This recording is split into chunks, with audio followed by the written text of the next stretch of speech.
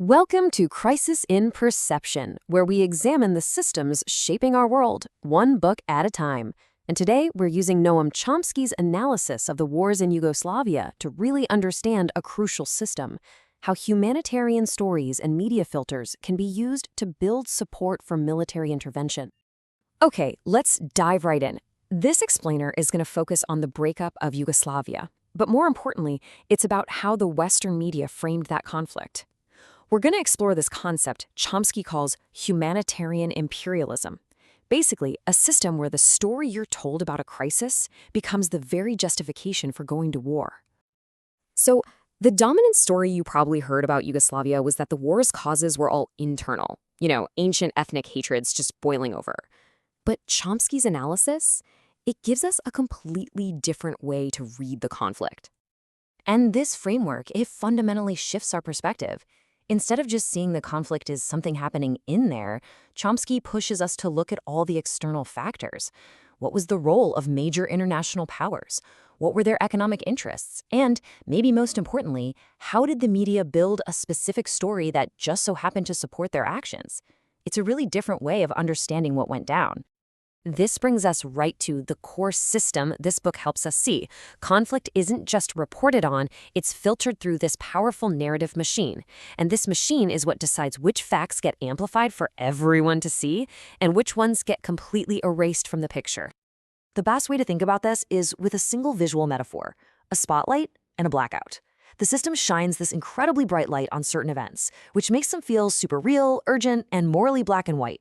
But at the exact same time, it throws other events into total darkness, making them seem irrelevant or deniable, or like they never even happened at all. And this really shows how that filter works.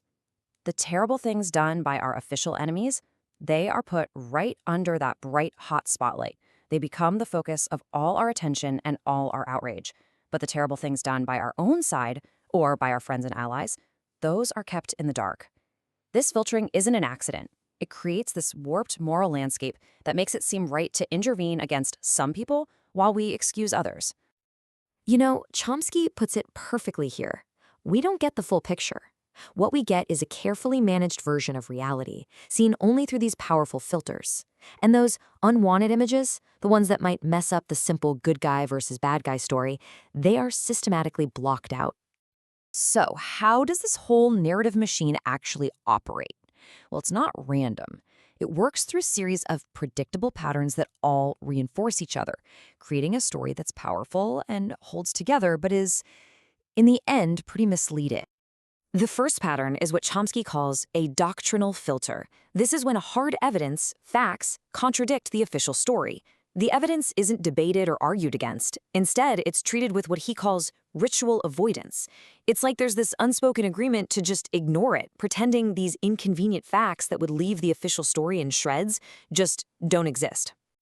And that leads you directly to another pattern: selective outrage. Our ability to care about human suffering is aimed like a laser beam right onto the victims of our enemies. But when our allies do similar or even worse things, the outrage is quiet, or it's just not there. This lopsided concern is what creates the moral green light to act against one group but not another, no matter what the actual scale of the human tragedy is. You see this same imbalance when it comes to international law. Powerful countries often act like they're the ones enforcing the rules, while at the same time making sure they themselves are exempt from those very same rules.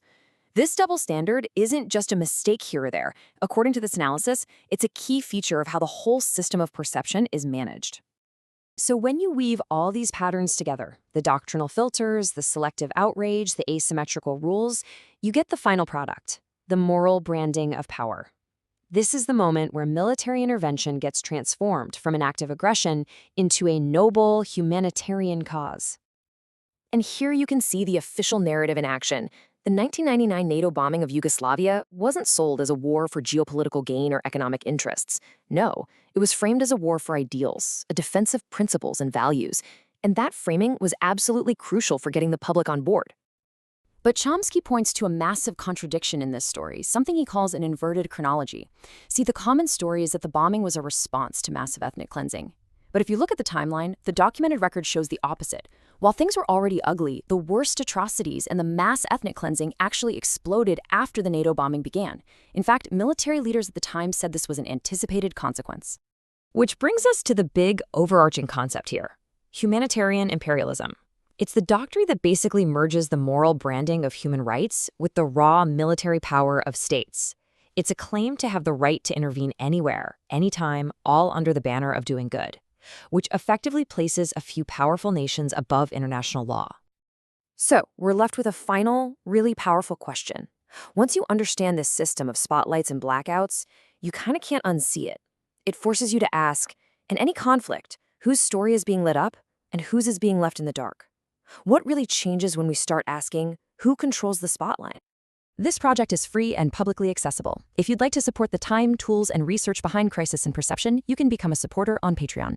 For a longer audio-based analysis of this topic, see the deep dive linked in the description. If you enjoy this kind of systems-level analysis, please like, subscribe, and comment with books or topics you'd like us to explore next.